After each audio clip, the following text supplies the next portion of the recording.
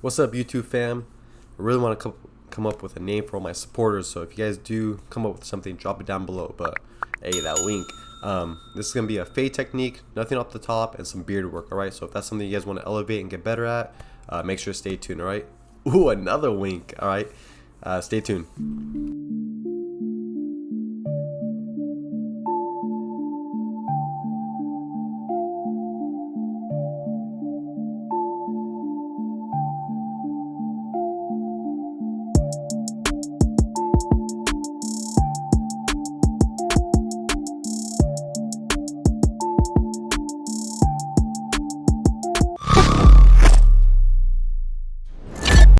Alright, so his hair wasn't too long. He got a haircut probably like 2-3 weeks ago.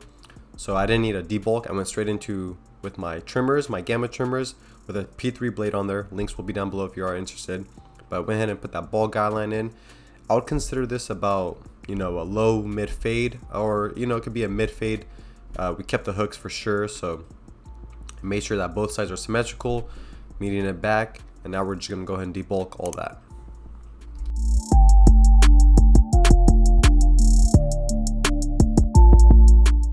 Also, when you're trying to put that bald guideline in, if you want, you could go ahead and use his top of his ears as a reference point. So you could put about a finger above his earlobe and then guide that to see how high you went on both sides.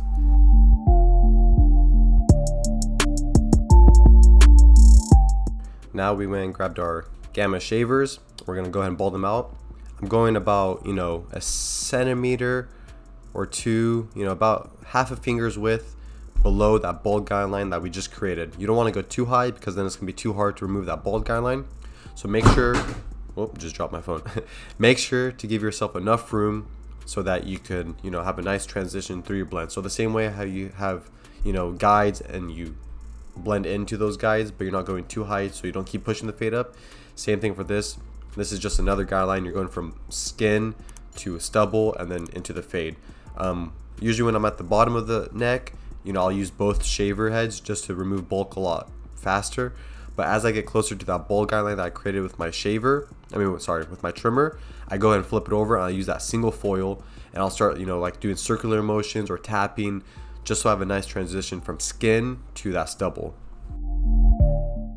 Next, we're gonna go ahead and grab our Gamma Ergo clippers and we're gonna go no guard on there, blade completely open, and we're going up about 1 inch, okay? If you watch all my other videos, you know how we usually start off. I do some videos where I change up the technique, but for this technique, we're going back to basics, just no guard and blade completely open. And then we're gonna start removing that guideline first, just so we get that hard part out of the way, remove that bald guideline so the rest of the fade is just, just fading through. Actually, sorry, my bad. We went to the number 2 guard, so that we're gonna know that we're blending from, bald to a 2. So I put my number 2 guard on there first. And these are the guards that come with the Gamma clippers. This is the single magnetic guards, so we'll be using that system, which is same thing as the Andes system, which just goes from 0 guard, 1 guard, 2 guard, 3 guard, etc. So we're just doing the 2 guard. This is pretty much going to be the base for everything. We're going to blend into that too. All right, so now we're going to remove this bald guideline by closing the lever all the way, and we're going to go up a good 1/4 of an inch. Okay, we're going to break it down into about 4 steps, 3 to 4 steps. First, we start completely closed, push that guideline up. We're gonna go halfway, go up another 1/4 inch, and then we're gonna open up the blade all the way, and then go all the way to that ceiling. And then we're gonna drop the notches, notch by notch, going backwards down until that line is completely closed or completely removed. All right. Later in the video, I'm gonna show you what I do with my lever, but that's gonna be the same steps. Right now, we have it completely open, and we're going all the way up to that ceiling of that guideline because that's what we originally did. Now we closed it 1 notch. And we're going right below that, and then we're going to close it another notch, go below that, and another notch below that until we have it completely removed. Now we're going to move on to the back of the head and the other side, so try to follow along and understand what I'm doing. All right, if you guys are learning something new, make sure to comment down below. Also make sure to subscribe to the channel. It really helps the channel grow.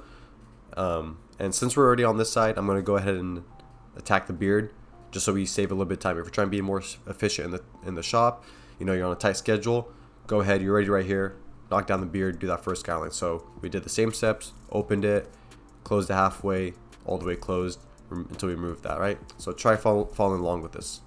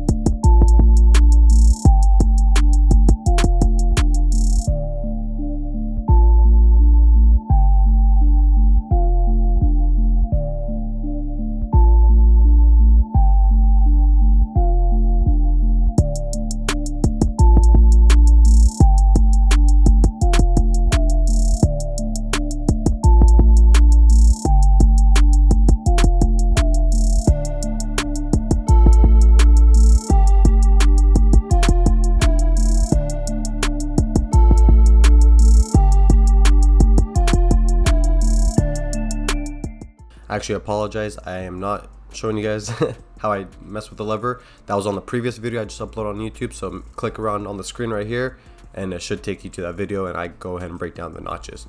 But right now we have our 1 guard completely open, and we're fading into that 2 guard, and then we're going to slowly close it down, pretty much go open to closed. If you are a little bit new and you know it's kind of harder for you to do that, go all the way open, halfway, then all the way closed. But you're going to see the difference of darkness from, see the left side how it's a lot darker, and the right side it looks a lot lighter. It looks a little bit more gray, in the like a gray tone. The left side looks a little bit darker. That's what that 1 guard does. Like I always explain, the 1 guard won't completely remove that line. This is just going to soften it up, so it kind of has that nice transition from white to dark. You know, you're going to go white, light gray, gray, a little bit darker gray, then black. That's the type of transition you want. So that's what the 1 guard does. We start all the way open, and then now we just closed it down. If you are more experienced, you could just go from the 1 open to closed. I highly recommend it, but if you are a little bit beginner and you don't want to push up too high, go ahead and close it halfway and then all the way closed. So same thing, you know, we already have the 1 guard on, so I went ahead and flipped over, went with the grain real quick, and then I'm going to flip it back over and then create a new guideline from open to closed, and then create that guideline just to save some time. And what I'm doing is on one side, I'm doing on the other side as well. Now we have our 0 guard, and we're same thing, completely open, and then we're going to go halfway open because we want to be a little bit more detailed. And this is where it's going to really remove that guideline and really bring that fade together, right? As you could already tell, it's coming together. So we're going to go completely open, halfway, and then completely closed. And you know, this is really where the fading is coming together. So you really want to use the corners, lean one side, lean to the left side, lean to the right side, see where the hair is growing. On this side, the hair is growing more, you know, slanted, so you want to move your clipper and go slanted where you're going against the grain and getting a nice smooth cut. All right. If the hair is going down or sideways and you're going just up and down, you're not really going to get a nice transition. You want to go a little bit angled so you could hit that hair and really make sure you're getting an even cut. But this guard is more of a fading guard, so this is really what's going to do the detailing and bring everything together. And if this guard doesn't make a nice transition to fade, we're going to go ahead and take off this guard and then do our detail work with no guard on there and go from open and then close it as we need.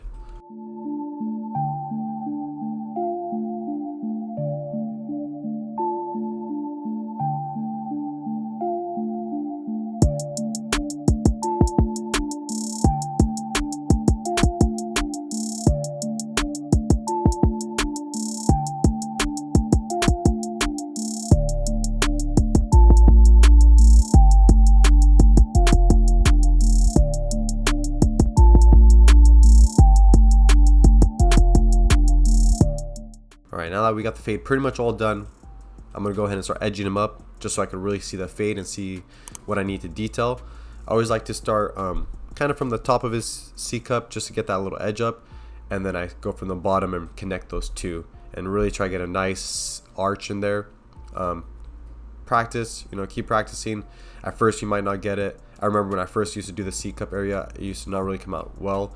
And I used to just always watch people. I used to watch Taylor Cuts because he used to get a nice arch. Bestest Barber, Chris Bossio, all these 360 GZ, all these barbers. And just when you're doing it, envision it, kind of have a plan of what you're trying to achieve, and then try to achieve it. And don't get upset, you know, if you don't achieve it, because you know practice makes perfect. So just keep on going. And some people have a more difficult C cup than others, so just keep at it. But now I went and pushed his long hair forward, and now we're just going to clipper over comb, make sure we have a nice transition from that 2 guard to the longer hair. And all I'm doing is putting the comb on his head, scooping it in to grab the hair, and then pulling it out so it's squared with his head, so I get a nice shape. And then now this long hair will lay right perfectly on top of it. And like I always say, scissor over comb, this is really a great detailing, helps get a nice transition into the hair. So we're just going to go use the thin side for that detail area from, you know, the half guard or the 0 guard to the 1 guard or 2 guard, and then we're going to go ahead and use the wider side tooth of the comb to really blend from that clipper over comb to the long hair.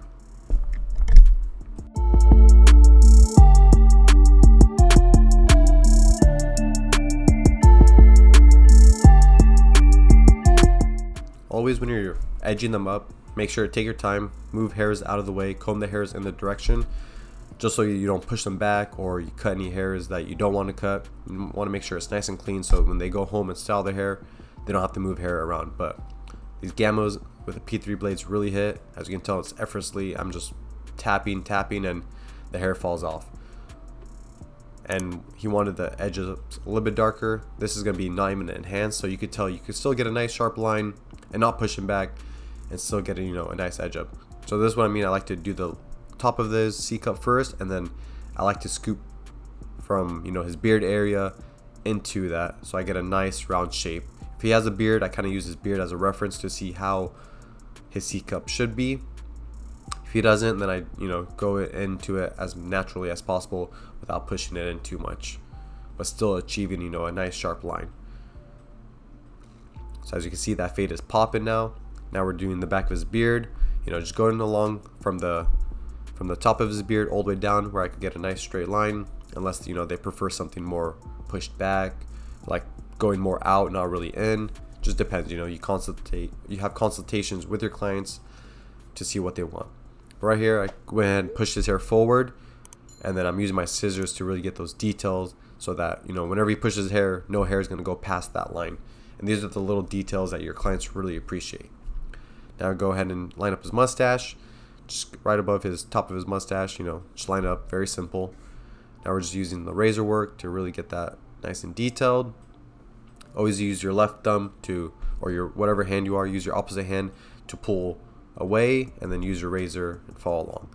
Sorry, this side was a little bit blurry, but same thing. Have your opposite hand thumb pull tight, keep that blade about 45-degree angled, and lean more towards the front of the blade, so you really pick each hair one at a time instead of trying to use that full blade. The only time I use the full blade is right now when I'm removing all that bulk, but when I'm usually lining up, making the arches or coming to his beard, I kind of lean to one side. It might look like I'm using the full blade, but I'm usually angling or favoring one side of the blade.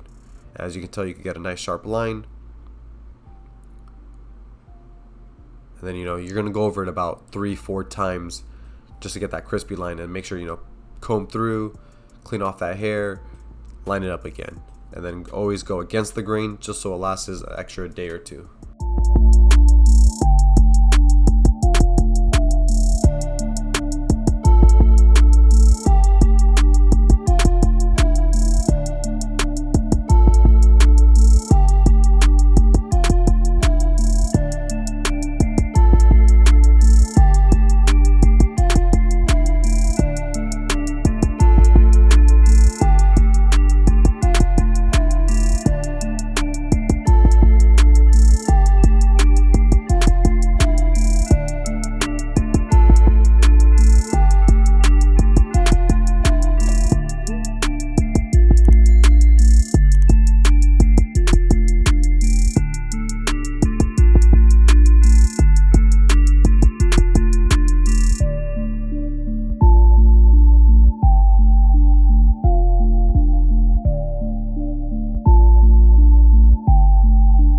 Also, be on the lookout. I'm going to be dropping my new Turkish razor soon, so if you guys are interested, I'm coming out 3 different colors. I got a Laker camo edition, I have a matte blue, and I got a black design one, so they're going to be super dope.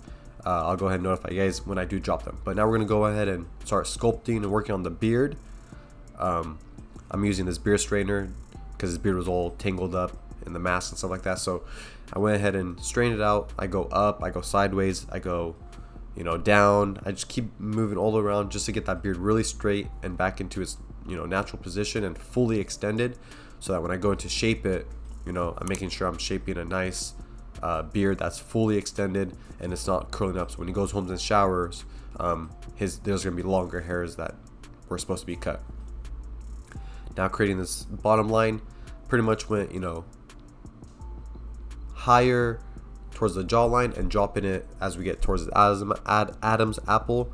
I think it just makes a nicer look. He had a little bit bigger beard, so his neckline's a little bit lower. It's about a finger above his Adam's apple, and we're just going from below his jawline. So since his beard's a little bit bigger, I would say it's probably 2 fingers below his jawline, and then angling it down to a finger above his Adam's apple. just so you have that nice structure. So when you're looking at him from side profile or front, it'll give him an illusion of having a nice jaw structure.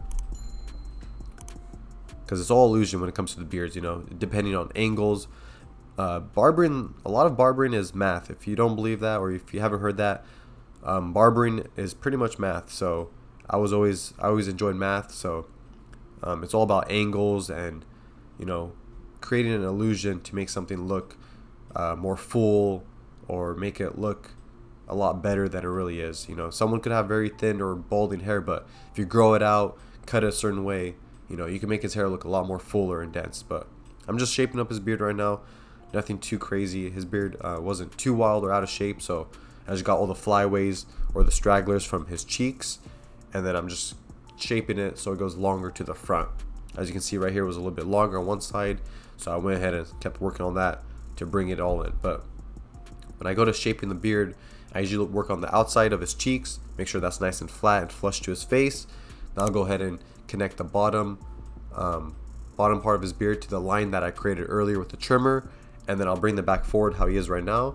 Look at him straight on at a front profile, and then I'll see what side is too long or what side needs to be more rounded or pointed more, and then step back, look at it. If it looks good, it looks good. If not, go ahead and go back and work at it more. But that's pretty much it, YouTube. Hope you guys enjoyed that video. If you guys have been following me for this whole time, I appreciate it. Make sure to hit the like button. You got another wink, man. Make sure to subscribe to the channel. It really helps us grow. I really appreciate all the support. Hope you guys learned something new, and I'll catch you guys on the next one. Right, I'm out.